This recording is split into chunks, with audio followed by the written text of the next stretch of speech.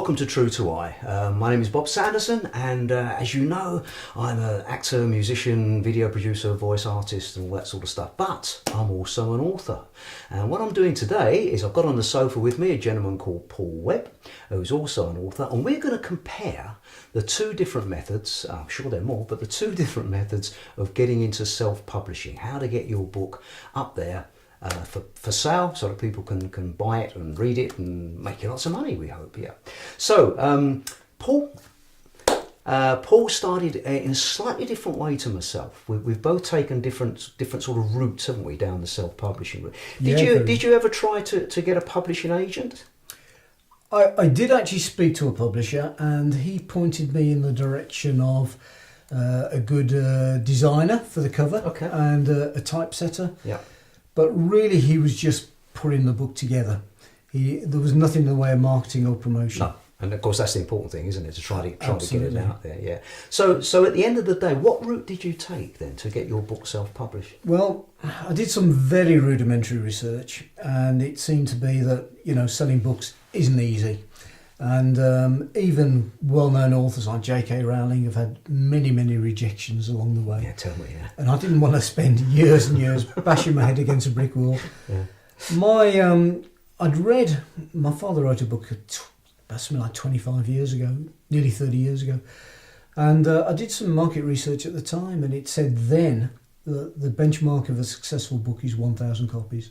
Okay. And many people have told me since that people who go and write their own books often struggle to sell 200, 300, 400 copies. Yeah. Often end up with loads in the garage. But I thought I wanted to get the unit cost down, so I had to get a decent print run. And I thought, I'm going to set myself a stiffish target, let's go for 1,000 copies. Yeah. And just see what the reaction is, see if I get good reviews, good testimonials, etc. Was that expensive? I produced this book, better late than never, and it's about £4.50 in terms of pure costs for 1,000 copies. Yeah. But you also have to give away a load of copies, so you've got to cost that in. Yeah. That's going to bring the price up to something like £5 a copy for 1,000 copies, but that is before marketing. Yeah, you've still got to market costs. That's right. Yeah. I went down a slightly different route. I decided to put mine self-published via Amazon, and Amazon has a facility called CreateSpace.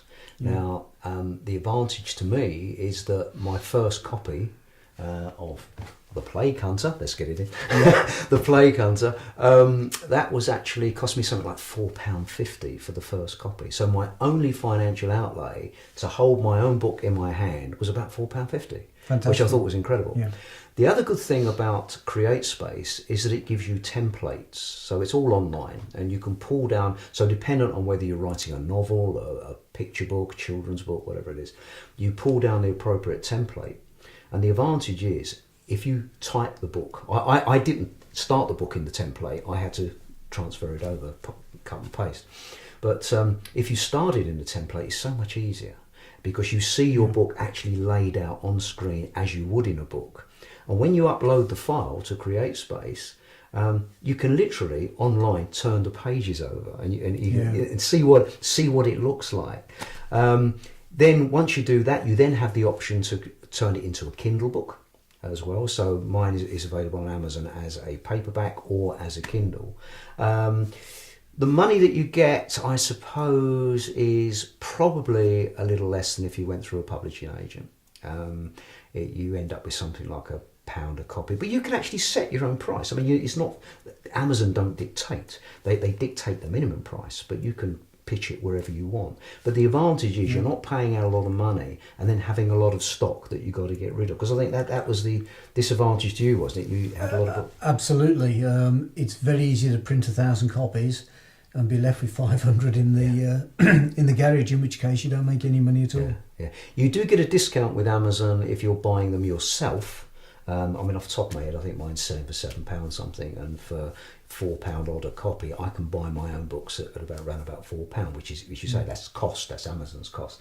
And then if you go into book fairs and talks and what have you, you take them and you sell them for, you know, whatever price you want there, which is quite good. So I tend to buy them 10 at a time if I'm going out and do it that way. Yeah. But I've found that the Kindle book probably is selling more than the paperback, because a lot of people, you know, buy, and it's cheaper as well, obviously. And less risk. You don't end up with stock in the garage. You don't end up with stock in the garage, yeah. I tried going down the publishing agent route, and as you say, J.K. Rowling, you know, she got a lot of rejections, as did I. And it's a little bit disheartening, you know, and you think, well, what am I doing wrong? Because you don't always get feedback from the publishing agents. And it takes 6 weeks, you know. They queue you up with an expectation that they're not going to respond back to you anything less than 6 weeks. Occasionally somebody will. More than likely you don't get any feedback at all. You just don't hear from them ever again, which is really frustrating. And they only like you to send to them. You know, that if they know that you're broadcasting, you're sending it to loads and loads of people, sometimes it doesn't go down to. And you think, well, I'm not going to wait 6 weeks for somebody to come back to send it out, wait another 6 weeks. So that's why I self-published, as with yourself. Your book is relatively successful. I mean, you're selling quite a few of these, aren't you? Yeah, it's relatively successful in that I've had one newspaper, local newspaper, review it, the Wolverhampton Express and Star. Yeah. Had a lot of good testimonials come in. A business coach recently read it on holiday. She was a complete stranger, came back, said, this is a great book and perfect for those in personal development. So now I've managed to collect in the region of 50 out of 550 that I've sold, excellent testimonials. On that basis, I'm going to proceed. Yeah. Mine's a sort of subject matter, not everybody likes it, and I did a survey of 250 readers. 25 replied, 1 in 10. I gave some amounts to charity and did a draw, 5 draws, £100 each. And the information that came back was very interesting. Great. Because invariably it's about preconceived ideas, but ladies scored my book a lot higher than men. Mm-hmm. But there again, there is a story of love, loss, tragedy and betrayal. Right. I think the ladies go more for the love, loss and betrayal thing. And possibly ladies are frequently more spiritual as well. Mm. So there is a philosophical side to it. I would argue also that the women probably read more than men as well. That's a possibility. But, you know, somebody will tell me different, but I think so. But this survey was those who have read it. Sure. Yeah. Also, there's a big difference between different faiths, religions, philosophies, which was very interesting. So. But it's interesting because you've done this research yourself. You'd like to think if you went through a publishing agent, then they would do all that sort of marketing and stuff for you. The other thing, of course, is the editing side of it. Did you self-edit or did you get somebody to edit it for you? It was a DIY job. I did my own editing. I got about 5 friends to review it. Yeah.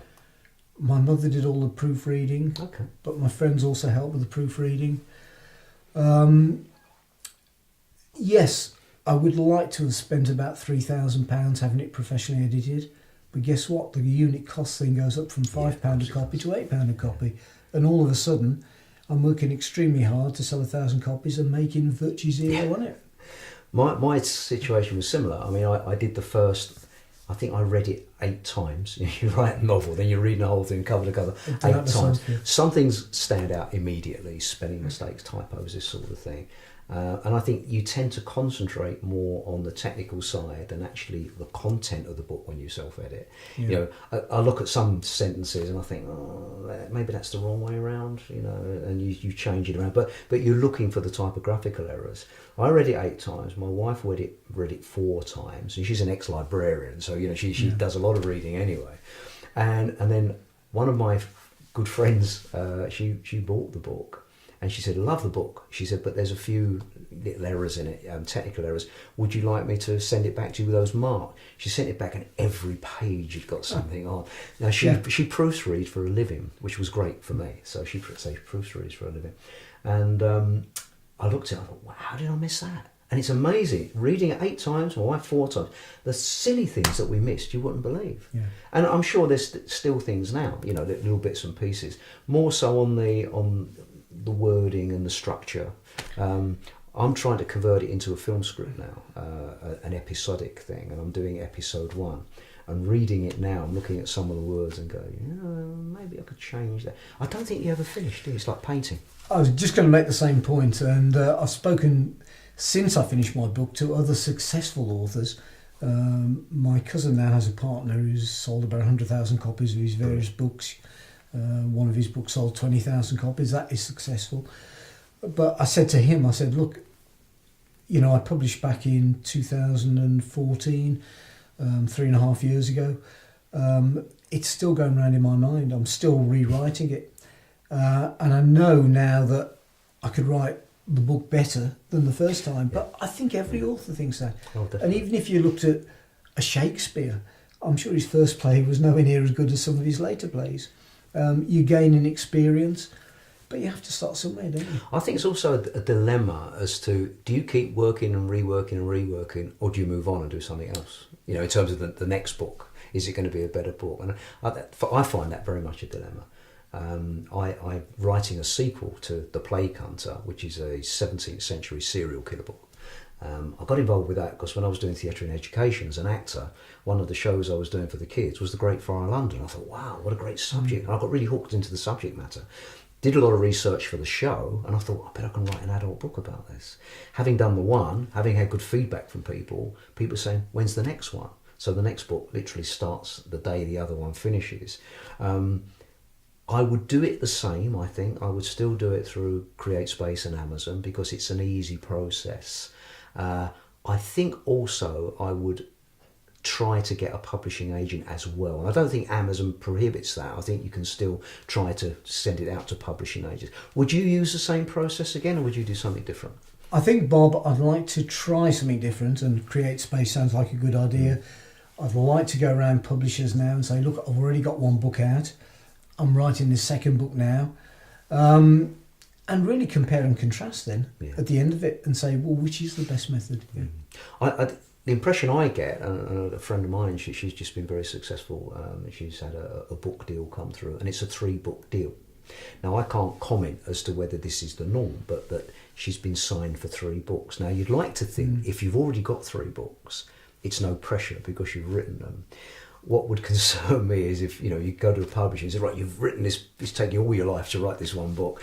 We want another 2. And you go, oh my God, the pressure then to write the other 2. So I don't know how that would work. This is why I'm doing the sequel. That will be book number 2. And I've got a children's book I wrote a long time ago in the drawer, whether that counts as number 3. Yeah. And then say, right, I'll sign with you, no pressure now, the 3's there. How would you feel about that? If somebody said, right, we like the Buddha Late Than Never, but, you know, for us to publish that for you, we want another 2 books from you. Well, that would be difficult for me because of my personal circumstances. I qualified as an accountant 35 years ago. I've got a lot of experience as a part-time finance director, and that brings in good money. Sure.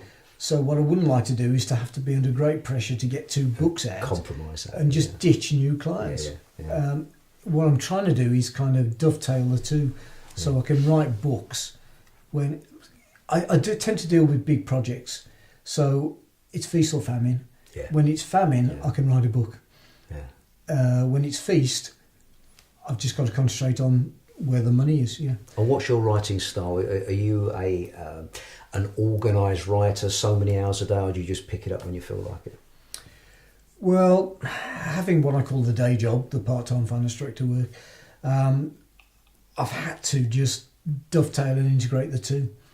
I've had a couple of really good years since I first finished the first draft of this, and the first draft was in 2012, and I've just been so busy I haven't been able to do much writing.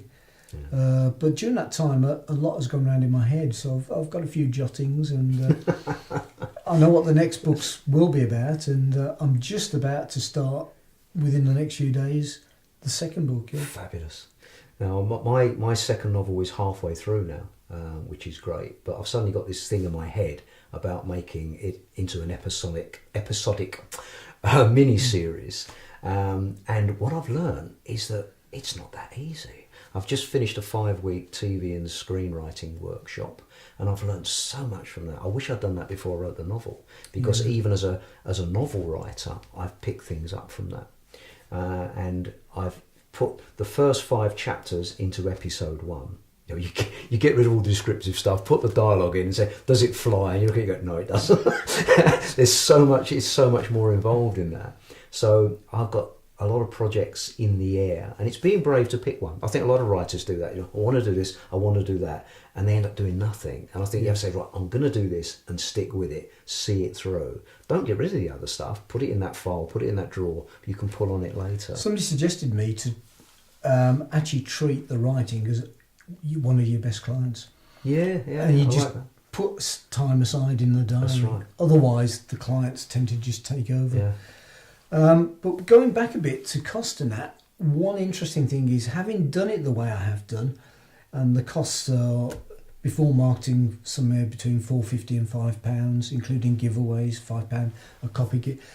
But the second time I produce another 1,000 copies, guess what? The cost comes down a lot, because I've already paid for cover design, I've already paid for the typesetting, and I think it's more or less just a printing cost now. Maybe £3 a copy, and maybe if I get, say, 2,000 copies run off, maybe I can get it down to £1.50, £2 a copy. In which case, if I can sell for £10 plus, I'm making a good profit. At the moment, I'm not making a good profit. Understand. I've just about covered the initial costs, all the initial costs. That's good. You've got that back. No, I do my own covers, being a video sort of photographic type of person. I can do that. Whether they're good or not is another thing, but at least it gets the book out there, you know, which is great. Where can people buy your book? The best place is my website. Okay, which is? www.buddhalatethenever.com. buddhalatethenever.com. And the Buddha is spelled Buddha. And the book is Better Late Than Never by Paul Webb. Buddha Late Than Never. Buddha Late Than Never. My book is The Plague Hunter by Bob Sanderson. As I say, it's a 17th century serial killer book, and you can get that on Amazon UK. That's The Plague Hunter. I do have another book up there called Lost Property, which is for children aged between 8 and 11 years of age. So, Paul, thank you ever so much, and hopefully, you know, people that are out there considering writing a book, at least they've got a couple of opportunities and ways forward. I mean, do it. If you've got a book in you, go and do it. There's no reason these days why it should actually cost you a lot of money to get it, not on the shelves, but accessible. At least via the internet. So go away and do it. That's CreateSpace, which is part of Amazon UK, or you can go Paul's Method. How did you find your publisher? Did you just? Well, I get all my business as a finance director through business networking. Okay, yeah. And guess what? I asked around, and one marketing guy says, "Oh, my father's got a small publishing company." Gotcha. Okay. And guess what? He knew a good cover designer. He knew a good typesetter. So I've done it through using my network of contacts. Okay. So if anybody was going to do it, go down that route. It's a case of looking around on the internet to try and find somebody that's in the publishing game. It's always best to get somebody recommended, though. I think there are a lot somebody who's a good designer in one area isn't necessarily a good book designer. Exactly. I think there are a number of self-publishing companies out there that will do it for you. But as I say, from my own point of view, you know, I didn't want to spend lots of money doing it, so because I'm tight, basically. so I found that Amazon worked for me. I mean, there are a couple of other organisations similar to that. You know, it's Amazon, and there are others. But you can do it from an internet perspective. Yeah. So, from me, Bob Sanderson, and from my guest, Paul Webb, thank you very much. And we'll try to come up with some more interesting stuff for you later on in the areas of business, writing, entertainment, all sorts of things. So, true to I, thank you very much. See you again. Bye-bye. Thank you, Bob.